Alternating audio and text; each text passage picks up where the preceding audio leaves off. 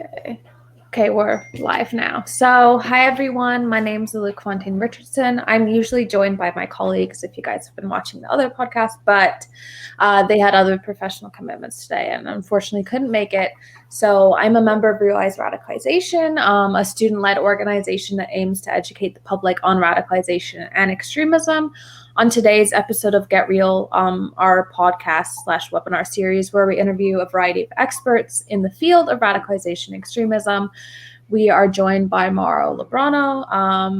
He is a PhD candidate in international relations at the University of St. Andrews. He also tutors there, so his current research is centered around understanding terrorist innovation processes and the impact of emerging technologies.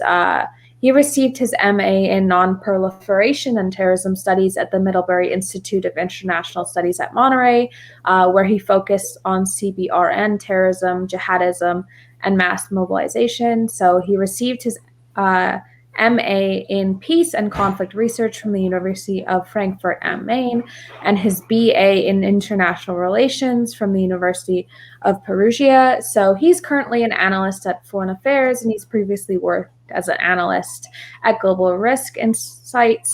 He was also research assistant at the Center for Global Security Research at Lawrence Livermore National Laboratory. He was an intern at the Middle East Forum, as well as START. And finally, he was an intern and later research assistant at the Peace Research Institute Frankfurt. So I'm super grateful, sorry for the very long intro, but I'm super grateful that he's graciously taken the time to appear on our series, because I know he's super busy. And I can't wait to get started with our discussion. So kind of to begin everything, how did you first become interested in these kind of topics, especially in regards to innovation and emerging technologies within terrorism? Yes, I mean, first of all, let me thank you very much for having me here today. It's a pleasure to be here speaking with you today. So in general, one of the main reasons why I got interested in terrorism, even before 9/11, terrorism was a common word in Italy. More so, especially in the 70s and 80s, but even in the 90s when I was growing up in Italy, it wasn't uncommon to hear about terrorism. And now I remember especially one case in particular when a judge was killed in 1999, and that was, I think, the first time that I remember hearing the word terrorism. And it was about this group called New Red Brigades that again killed this judge. And I got quite interested, even though I was very young, because if they were called New Brigades, it meant that there were some older brigades out there. So that was quite interesting. But in general, so I started working on these issues, and the issue of innovation is something that I started working on when I was research assistant at CRRIC, as you've just mentioned. And I was working on emerging technologies there, and I was quite interested in looking at how terrorist groups evolve and change over time, because we have terrorist groups that have been around for decades, and in order to survive that long, they have to change, they have to adapt, they have to innovate. And I got quite interested in understanding how this processes works, especially because we're talking about clandestine groups that operate, in very environments that are subjected to, extreme conditions. And it's not like these processes happen, are not transparent, of course. They're like, again, underground clandestine organizations subjected to, various sorts of, phenomenon like groupthink or like, and other restrictions, if you want. Limitations. So, and the issue of emerging technologies is also something that I find quite interesting, because it is most certainly one of the most concerning developments that we see in this field. But at the same time, I think that there is too much focus on what emerging technologies will enable terrorist organizations to do, and we don't really look at what emerging technologies might prompt as in unintended consequences, not in terms of terrorist organizations using these technologies, but more about like how terrorist organizations might innovate ideologically, to develop forms of antagonism towards these technologies, and to the extent that they might decide to attack both the technologies and the individuals / companies that represent these technologies, which is something that I've discussed in my latest paper, which was published last month in Terrorism and Political Violence. And this paper talks about what I call the anti-technology movement. Yeah, so I would say there was not really a short answer to say why and how I become interested in these topics, but yeah. That's super interesting. I mean, we've chatted before. I mean, I was really interested in kind of hearing about the Red Brigades. That's super interesting to me. But kind of to pivot a little bit and go on, you touched on it a little bit, but like you kind of talked about there's like very little like literature surrounding terrorist innovation, because I mean, I didn't even hear about that kind of entire concept until I was kind of introduced to like the work you're doing. So if you wanted like to kind of sum it up, like what is the concept of terrorist innovation? Is it just related to technology, or what kind of innovations are there? Yes, absolutely. So I would say one of the main reasons why there is literature surrounding the terrorist innovation is also because lots of authors in the past didn't really think the terrorists were innovative. They thought they were quite conservative, mostly reactive rather than proactive, and so on. But then this is, I'm also glad to say that this is changing, and we see like now a proliferation of studies that deal with the concept of innovation.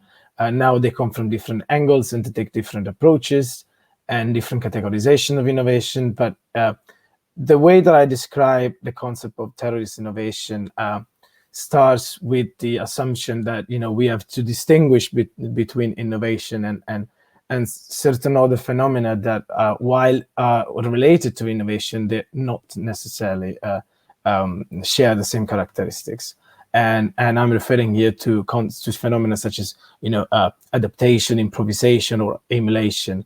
Now, all of these phenomena can, in a way, as I said, share certain characteristics with innovation, and can also lead to innovation. They can start the process of innovation, but they also but innovation also bears specific characteristics that these other phenomena don't have. Now, to make long story short, I define innovation as a process whereby a terrorist organization will substantially rewrite certain specific pre-existing codes and norms. Whether these codes and norms are written or unwritten doesn't really matter. But basically, this process of innovation will rewrite or reformulate this written or unwritten codes and norms that define substantial aspects of their behavioral patterns. So innovation is a process that it leads to long-lasting and often permanent variations in the behavioral patterns of a terrorist organization, whereby whereas, for example, improvisation is probably only related to a specific context or specific instance, whereas change can also be just a minimal change instead of a substantial change, whereas learning can also lead to not lead to change, but actually to consolidate pre-existing notions and modus operandi. And I also distinguish between three levels of innovation. I actually do not consider technological innovation to be a category, even though some people do. And the reason why I don't do so is because I think that technology is always used according to some tactical requirements or strategic thinking or operational need. So I think it's more important to focus on the reason why a specific technology is adopted or not, or developed or not, rather than looking at simply looking at the technology in question. Now, the three levels of innovation that I distinguish are the tactical, the operational, and the strategic one. Tactical innovation is probably the most frequent and pertains to aspects such as weapons adoption, weapon selection, the time and location of the attacks, the composition of a hit squad, and things like this. Operational innovation refers to those innovation that happen in the areas that affect those pursuits that are meant to keep an operation operative. So this means recruiting, propaganda, financing, and so on. Also, it refers to organizational innovation. So maybe an organization changes structure, introduces new institutions within the structure, and so on. Maybe the decision-making process changes, and so on. Lastly, strategic innovation, which is actually the main level of innovation that I focus on, at least in my work, it refers to how an organization changes goal over time and how they change the way that they intend to achieve these objectives. So I say that in strategic innovation is about introducing a game changer in the competition. It's about breaking the rules of the competition and rewriting them. Now, to make this less abstract, you can think about we can think about a few examples of strategic innovation, and I could, for example, mention the transition from the long war to the Armalite on the ballot box in the IRA, or the transition from the armed propaganda to the attack on the heart of the state in the Red Brigades, or the launch of the global jihad by Al Qaeda in the early 90s. All of these examples, represent cases of groups that were basically changing the rules of the game and introducing major new elements in the competition that were going to, again, fundamentally alter the nature of the conflict that they were engaged with against authorities or against whoever the enemy was. Yeah, I think that's pretty much it. Yeah, no, that's interesting because, as you kind of mentioned a little bit, I mean, people have this idea kind of that terrorists, especially because of, I guess, their maybe orthodox belief systems, that they're kind of like this stagnant kind of thing, right? But as you've said, I mean, they're keeping with the times just as everyone else is, right? So kind of on that kind of topic, we've seen kind of 3D printing technology. We've seen the chemical, biological, radiological, and nuclear, which is CBRN, it's kind of a mouthful technology, and UAVs.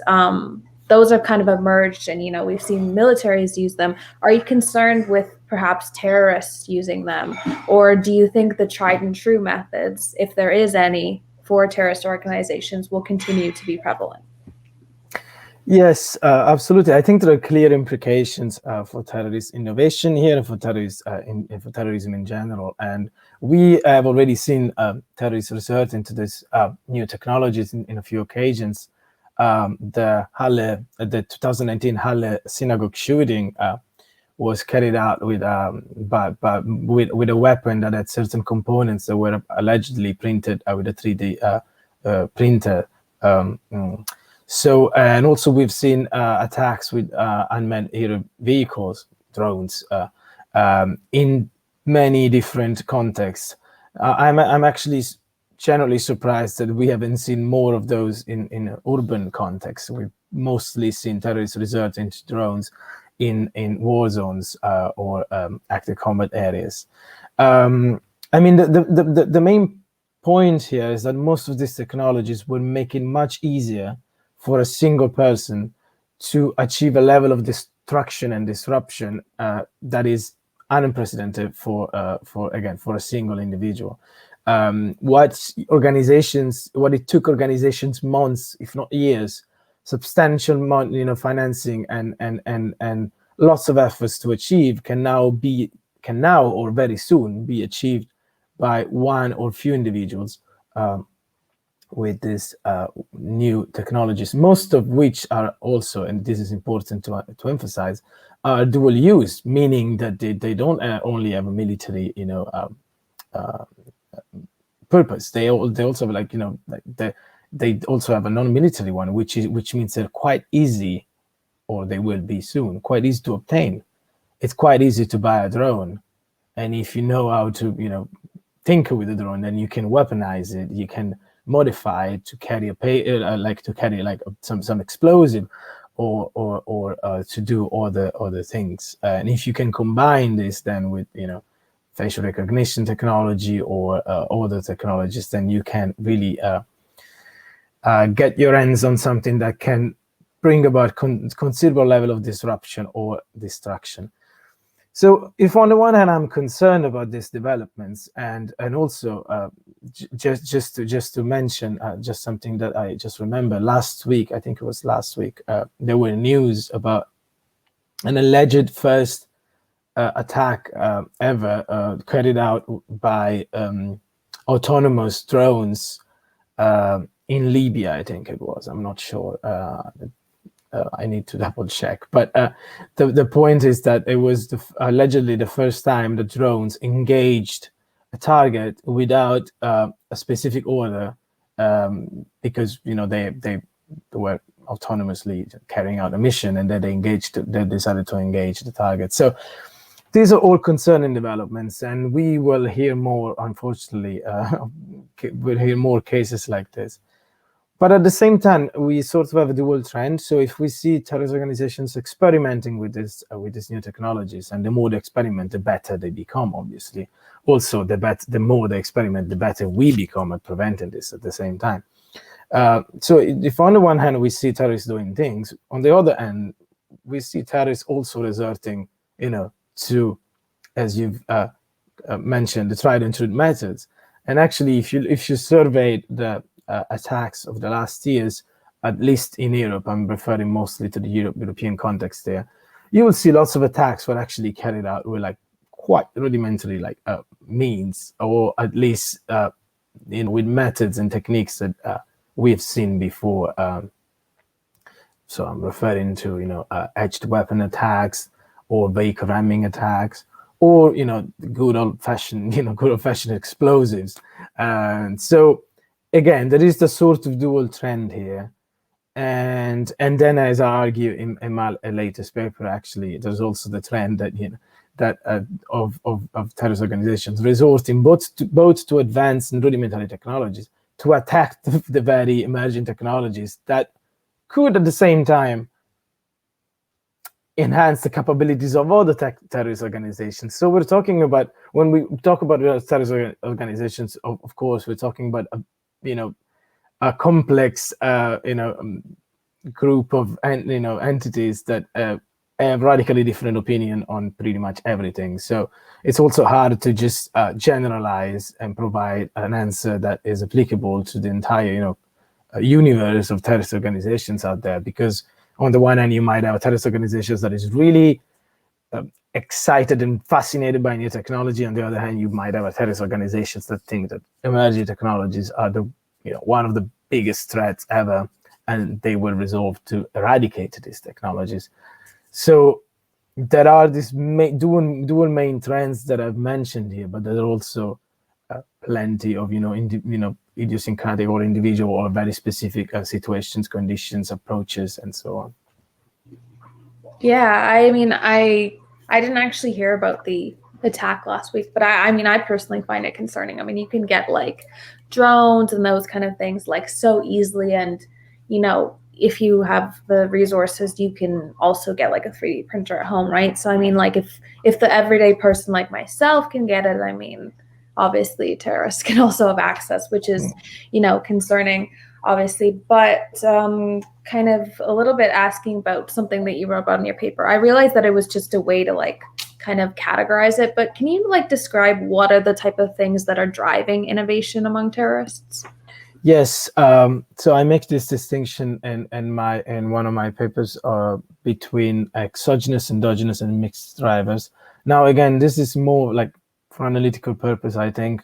There is no, at least I don't believe there is any single greatest cause for innovation, single greatest driver of innovation. It's always a combination of many different things.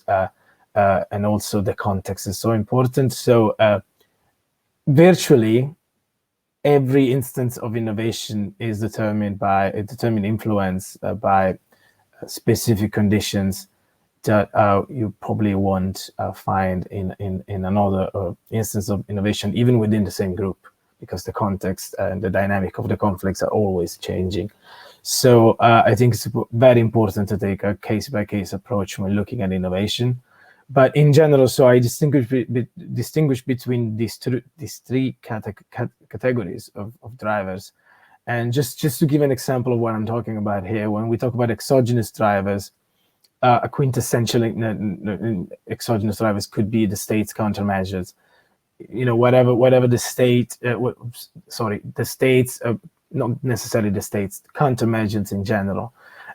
So what countermeasures will be put in place to combat the specific organizations might prompt, an innovation, might lead to an innovation just because that terrorist organization has to solve a specific problem. Now you can think, for example, about the restructuring of the IRA in the second half of the 70s as an example of an instance of innovation that was influenced among other factors also by countermeasures, since they were experiencing lots of losses, at the end of the British and the loyalist groups. When it comes to endogenous drivers, we can think, for example, about the organizational dynamics. And now again, every group has their own dynamics. Some groups might have a very charismatic leader that is very involved in the innovation process and basically determines the innovation process. You might have leaders organizations where inside organizations there's actually a tension between different personalities, different factions. This tension can lead to splits, can lead to internal feuds, and so on.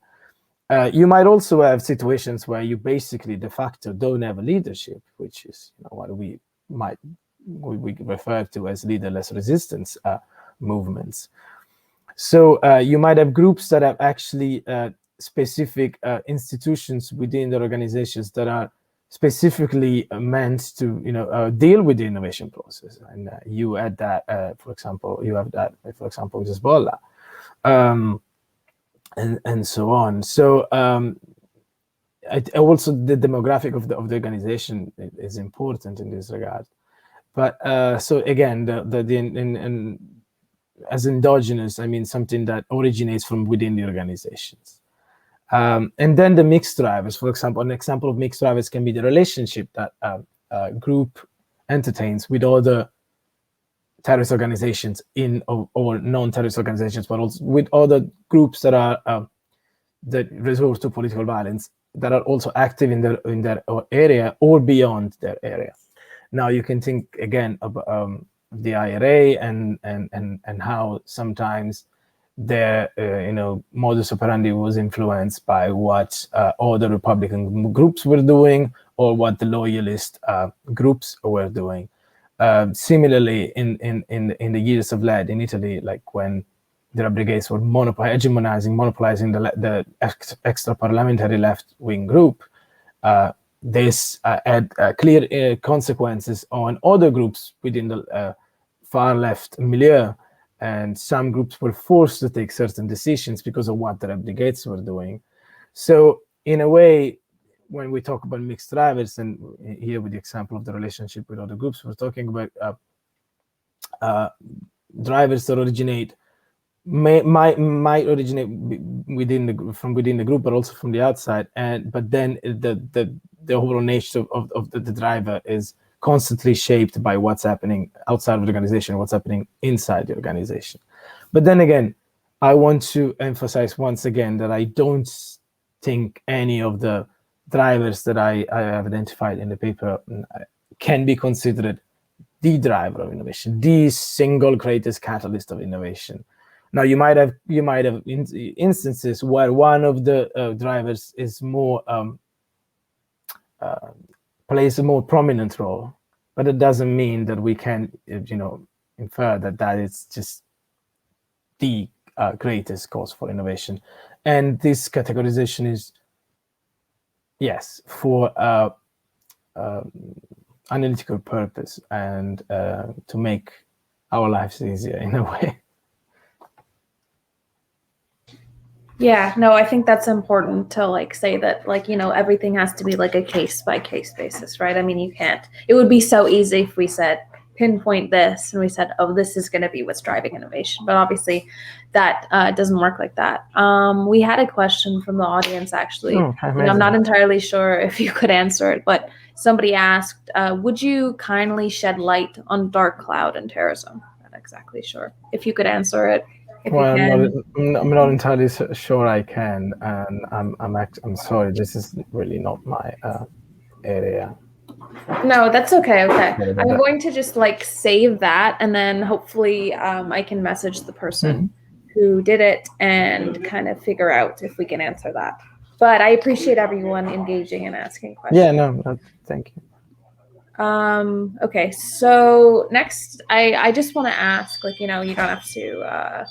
I'm not sure if you'll know this or not, but like, do you see something like the COVID-19 pandemic affecting the innovation of terrorist groups throughout the globe? Because I mean, obviously, we've seen such a paradigm shift in the way that governments even approach the way they treat their citizens, and then, you know, vice versa, like the way that, you know, a lot of citizens are viewing their government has completely changed. I mean, do you see that affecting terrorists in the way they innovate? Yes, absolutely. I mean, we can easily say that COVID-19 pandemic is one of, you know, the greatest, you know, and most catastrophic global events of the last decades, if not centuries. So obviously, you know, things that have this magnitude usually have an impact on everyone's life, and will impact the way that terrorist organizations work as well. I mean, there were other like big, considerable, you know, events in the past that had a similar impact. Just to name a few, you know, in the 1973 Yom Kippur War actually had an impact on what lots of left-wing groups were doing in Europe. There are specific publications, documents that were published by the Red Brigades in the 70s, where they discussed the consequences of the Yom Kippur War on the global economy, and they basically interpret the Yom Kippur War as a sign that the capitalism was collapsing, and so they interpret this as a sign that they had to, in a way, upgrade their commitment to political violence and launch, you know, a new attack.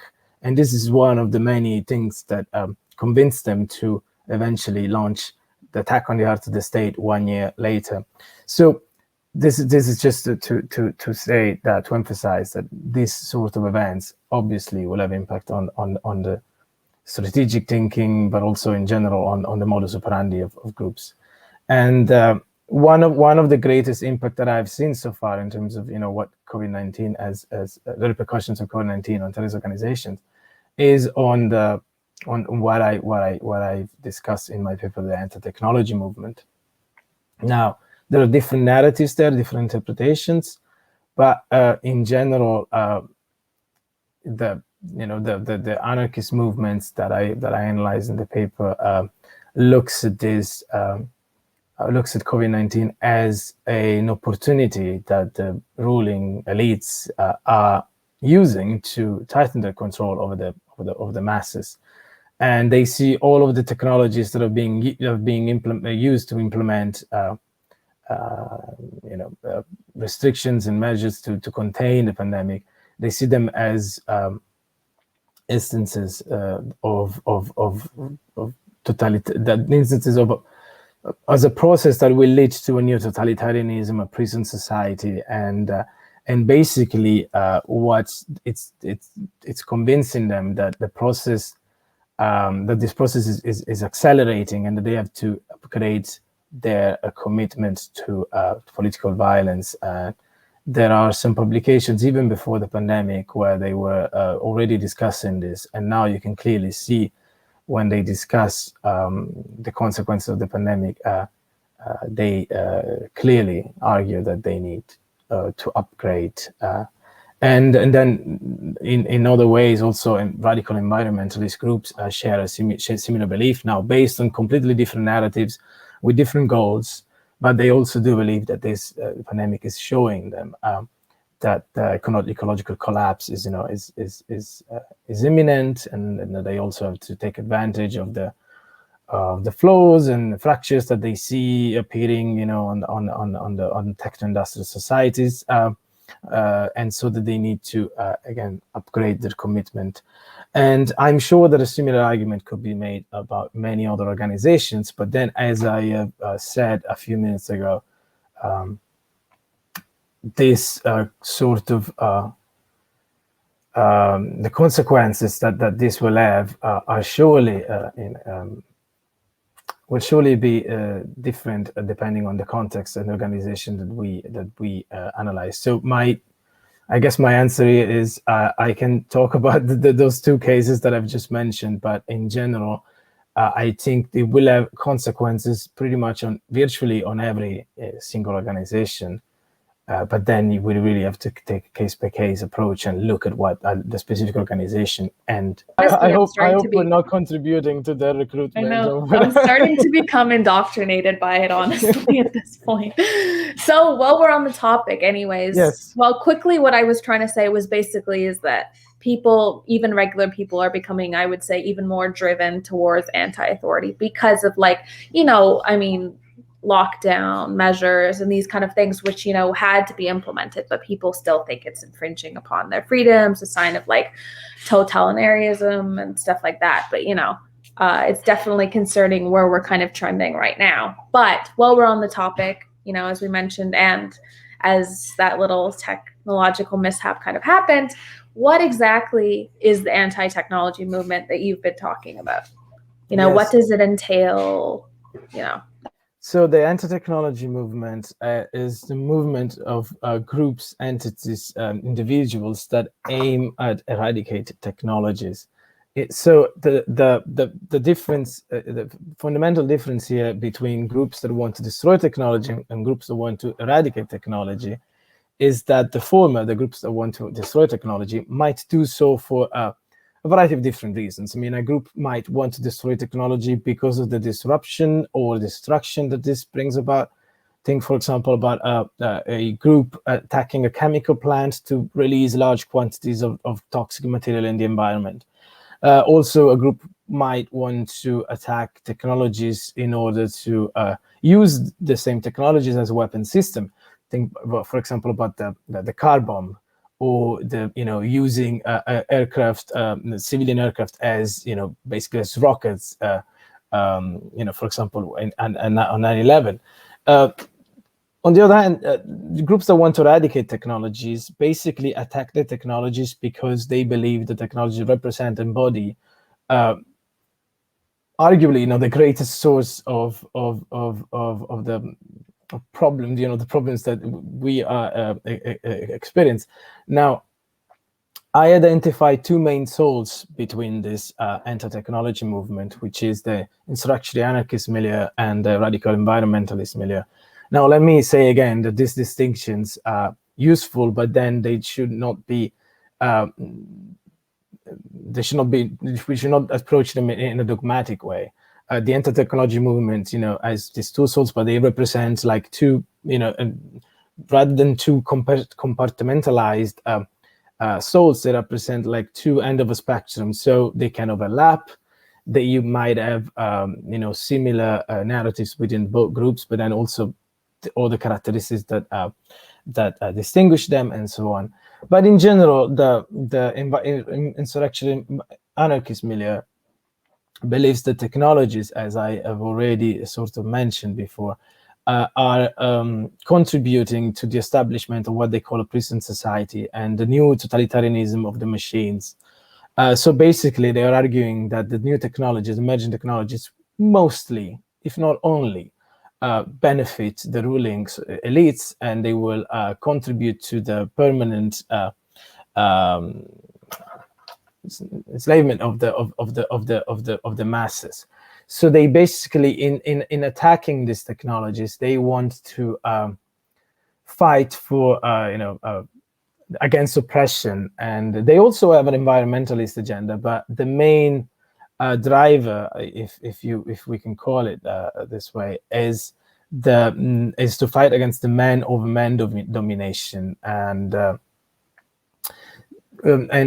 they have it's something that has emerged in their agenda in the last 10 years, I would argue. But now you see many factions within the insurrection anarchist milieu embracing this agenda and promoting the war on technologies, if you want. And the main group that represents this milieu is the Informal Anarchist Federation, which is a network of insurrection anarchist cells that was established in Italy in 2003, and then it grew and basically formed sort of an alliance with the Greek network called Conspiracy of the Fire Nuclei, and they basically launched in 2011 this project called International Revolutionary Front. So basically, that turned the FAI into an umbrella, into a international brand. Basically, now you have anarchist cells carrying out attacks using the signature of the FAI in at least more than 16 countries, and countries from South America to Indonesia to the UK to the Netherlands and so on. And so basically, the fundamental idea is that every single technology, every single example of technology represents power relationship, represent and reiterates and creates a power relationship between people. So even though they could accept some form of rudimentary technology, provided that this doesn't lead to a power relationship between individuals, in general, they believe that they have to eradicate technology in order to free people from the oppression of the elites.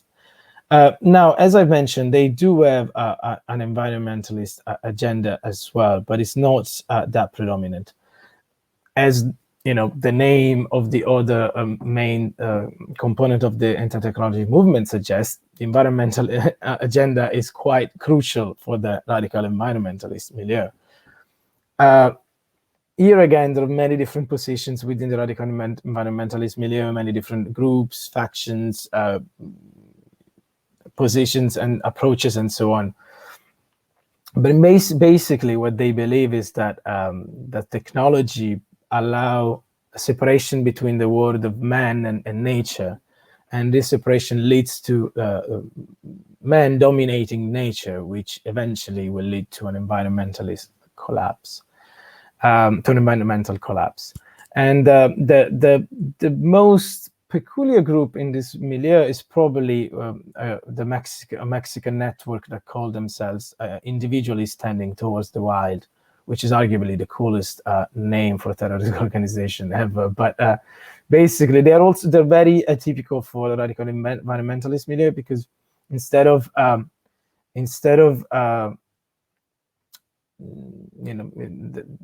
like sabotaging different activities that are related to technologies, they immediately started resorting to lethal operations. One of the first operations was when they murdered a Mexican researcher in Monterrey in 2011, I think, or 2012.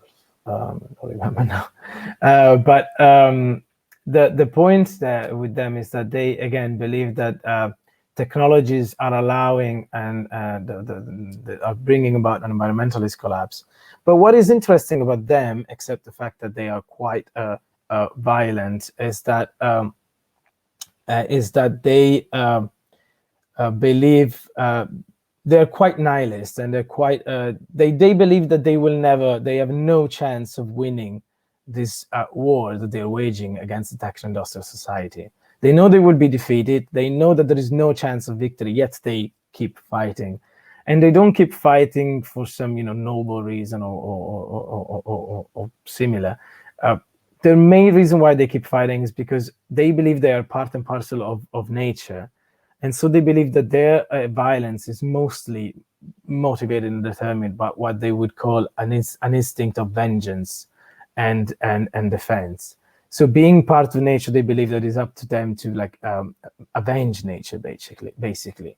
And this is also how they justify the fact that they're quite indiscriminate in the way that they carry out violence. They argue that nature does not stop in front of everything, does not stop in front of the ordinary citizen, does not stop in front of schools, so they will not stop in front of all of these things as well. And in fact, they have carried out attacks against research, universities, research centers, but also against common citizens. Now, what is also interesting about the anti-technology movement is that both these milieus that I have discussed now share a strong component of apocalyptic millenarianism. In other words, they believe that there is some like war-changing event that is about to happen or has already started, and that they will play a considerable role during this process, and that lots of people will die or suffer during this process, and then at the end of this process, there will be a better utopian world. Now, the narrative is completely different. The insurrectionary anarchist milieu believes that we're currently approaching what they call the singularity, which they predict will occur in 2045, which is basically the moment that machine intelligence will surpass human intelligence, which will cause a war between ideologically different groups, and basically a war between those who support machines and those who don't support machines. And so why, and on the whereas the radical environmentalist milieu believe that that the war that this I mean, sorry, just a sec. I can see the messages, Alok, but I can't see you.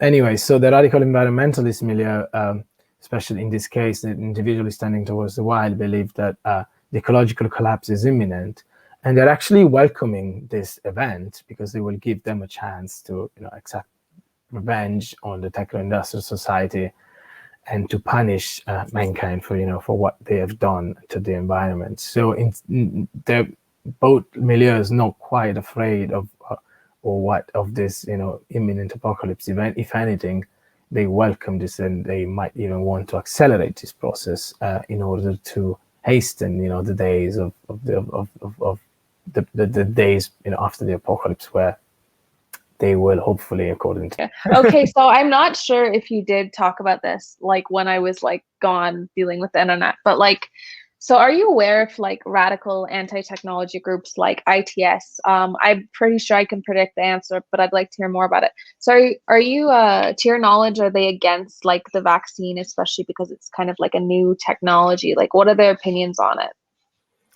Yeah, no, I mean, their opinion is awful, and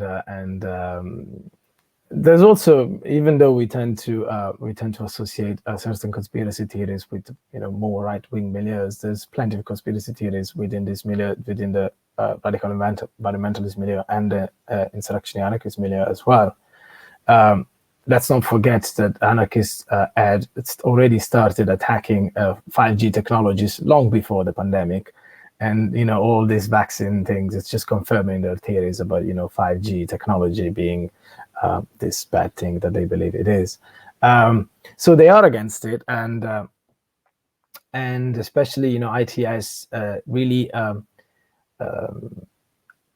it's really probably the technologies that they hate the most are those that allow humans to manipulate nature. So they really express profound distaste for nanotechnologies in particular. So so they do have a problem with the vaccines, of course. And now there have been a few attacks on vaccination centers. There have been a few that I can recall in Italy, in the Netherlands, and also there was an attack against arson attack against the Robert Koch Institute in Berlin, Germany. And there is some evidence that suggests that it was anarchists who carried out these attacks. Now, those were like low-profile attacks, no casualties. just limited property damage and so on. But still, it shows us, that not only they're against them, they're also ready to take actions against it. Now, again, the evidence that we have so far is quite limited, or at least the evidence that I've seen is quite limited. So if on the one hand, it seems to belong to the anarchist milieu, on the other hand, I can't say if the signature FAI was used. I can't say if the ITS has done something in this past few weeks or months as well. But I can definitely say that they are quite against it, and that we already seen some action, being taken based on the fact that they are quite against it. Yeah. Well, if anyone is watching this who is against the vaccine, I personally have been vaccinated twice, and I am not a government drone yet to this moment. Well, I've got mine next week, so I'll be able to update you next week on whether maybe the technological disruption that we just experienced is because maybe it's my arm. If I put my arm up to the screen, will it just suddenly the static come up? I'm not sure. Just so everyone knows, that was very much a joke, but yeah, of course. Okay. Yeah, no, let's make things clear. No, with disclaimers.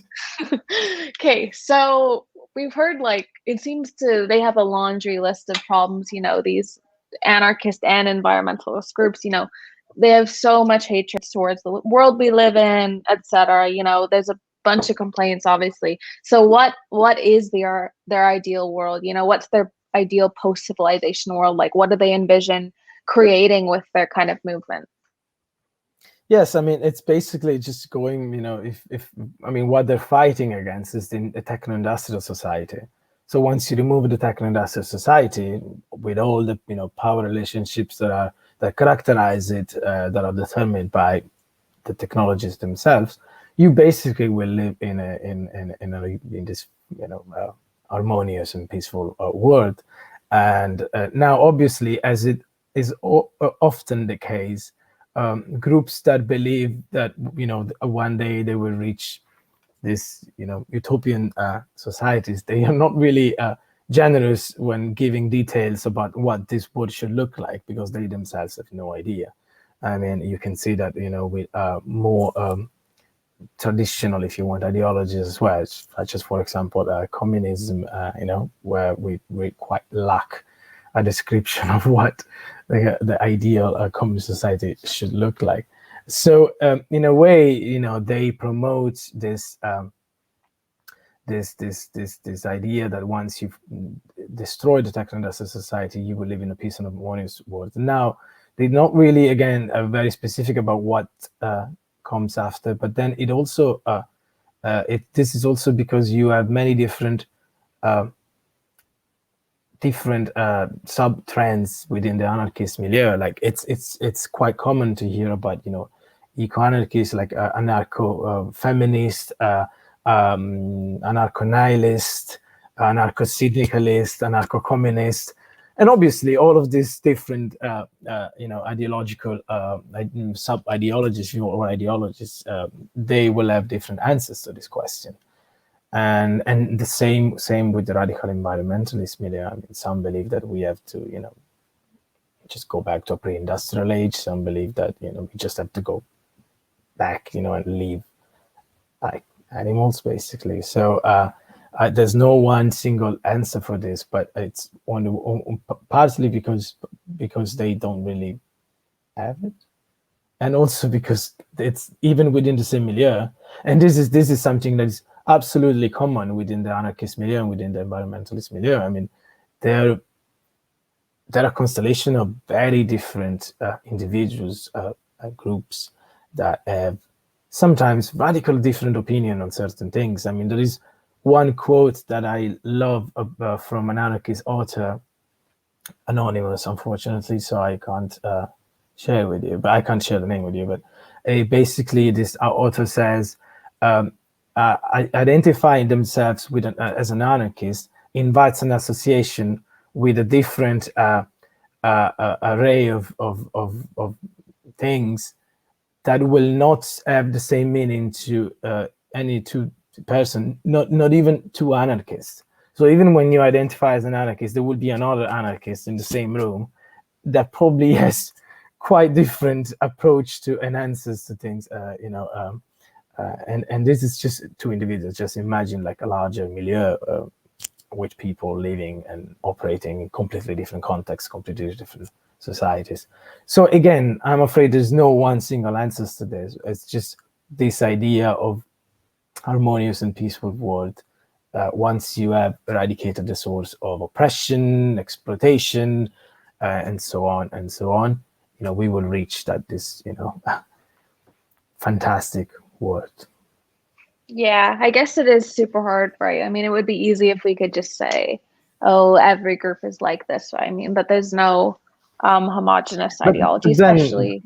But then this is just like peculiarity of these groups. I mean, even like, I mean, you had groups that obviously had more the concrete ideas of what they wanted. Again, for example, the IRA was quite clear when it comes to what they wanted. But other groups, for example, the Red Brigades, they when they had to talk about the kind of societies that they want to implement, they want to create, they were always quite vague and always quite, that didn't really make much sense what they were suggesting. So it's not something that is only peculiar to the ATM. Sorry for interrupting you. I just wanted to make this clarification. Yeah, no, of course. I mean, it is a lot easier to generalize about these kind of terrorist and extremist groups, but you can't, right? I mean, there's so much, different aims, different ways to achieve the goals. Even you said like some people are outright attacking, vaccine distribution centers or what have you, and then other people are doing other kinds of attacks. So I mean, it really does vary, obviously, but I think we've covered like a very wide variety of topics today, and I think pretty in depth too, with the anti-technology movement, and then what we talked about earlier as well. So kind of just one final question. We were just talking about how they obviously have much different views, even among the environmentalists. But do you think the onset of green technology and similar advancements in like kind of the clean energy movement we've seen as like a pushback against, I guess, climate change, do you think these are kind of going to pull the rug out from under the feet of groups like the REM? Is that going to happen at all? So just another word on the different positions, just to make another clarification. Even within this milieu, even though within this extremist milieu, it's a very small minority that embraces and accepts, legitimize the use of violence. Just someone who belongs to someone who identifies as an anarchist, or as an radical environmentalist, or as an anti-tech person, doesn't necessarily embrace political violence. Just let me make this clarification. Then, again, since there are so many different positions and approaches, I guess the answer would be different depending on what we're talking about. I mean, if we look at the two groups that I discussed in my paper, I don't think that will actually make much of a difference. If anything, they will hate that, and they will want to destroy it. And this is actually something that comes from it's a direct influence, I think, in my personal opinion, it's a direct influence of Theodor Kaczynski, the Unabomber, who was, if you want, the first anti-tech warrior when he launched his one-man war against the tech-industrial societies in the late 70s. Basically, this is, I guess you can boil it down to the reformist versus revolutionary approach. So on the one hand, they want to destroy these societies, and that's, I guess, what the revolution is about: destroy and build. They don't want to reform them.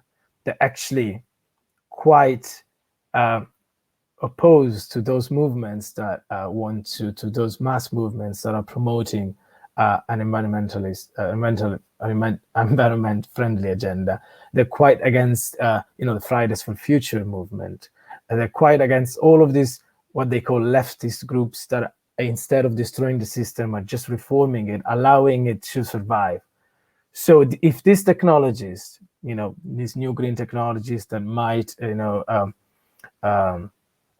contribute to finding solutions to climate change, will allow the system to survive, then obviously they're against them, because at the same time they will still, from the anarchist perspective, they will still empower specifically, like enable the elites to perpetuate, the oppression of the masses, and to establish this totalitarian societies, as they call it. And from the environmentalist perspective, these technologies will still allow the separation between man and nature, which goes against the fundamental notions of the deep ecology philosophy and ideology. So I would say, yeah, the most radical fringes would definitely not will not become more moderate because of this technological advancements. If anything, they will think that they're also part of the problem. Then within the same movement, within the very ATM, you might also find people that are actually sort of supporting this sort of developments. Even within the insurrectionary anarchist milieu, there are groups, even radical groups, even groups who do believe in the role of violence, that accept some form of basic technologies. There are also some that accept, for example, solar energy, because they believe that solar energy is actually an example of energy, of technology that does not lead to a widespread exploitation and does not establish certain power dynamics between individuals. But then again, we go back to the original point. I don't think you can have two anarchists in the same room agreeing on this issue. Which is also probably one of the reasons why they tend to stay such a small and disorganized group. I mean, it's in their natures, in their ideology, to avoid any sort of organizations, because it leads to hierarchies and power dynamics, which is something that they want to avoid. So they embrace the leaderless resistance movement,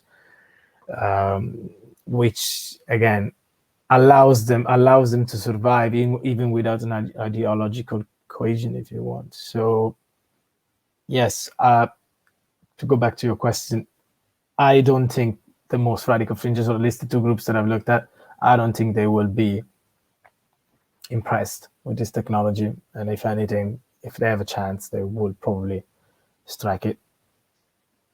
Yeah, I mean, there's even people in the mainstream discourse who argue, oh, these kind of like clean technologies, are they really clean, or are they just governments trying to do kind of PR thing, right? So I mean, I guess that kind of, even regular people are talking about it, although not to the degree, obviously, that you mentioned that these groups are doing. Talking about that, there was actually an attack last week in allegedly, I mean, still, investigations are going on, and I think in Munich, where apparently some alleged anarchists carried out an attack against a power plant and against electric grid, and there was a power outage for like several hours in large parts of Munich, and this is something that anarchists have been advocating for the past few years, and I don't think that this will change whether the power plant is a green one or is another one. So yeah, it's still rooted in the kind of like, it just, obviously they're not going to support it regardless, and they're going to just think it's the same kind of oppression under a different name or a different guise. So definitely. So I really, really, really appreciate you having come here, taking the time to do this, our little podcast. We're super appreciative, obviously, and it was a super enlightening conversation. I mean, thank you so much for having me here. And go on. Sorry, I interrupted you. No, it's okay. It's okay. Yeah, I mean, I'm super appreciative you took the time to do that, and I know you're super busy. So that's great, and I hope if anyone is watching that they learned a little bit. And I'm sorry again for the little technological mishaps. I mean, that's the world we live in right now. But anyways, I'm very appreciative, Mauro, and hopefully we can talk again sometime. Yeah, sure. It was keep in touch. It was a super great talk. And okay.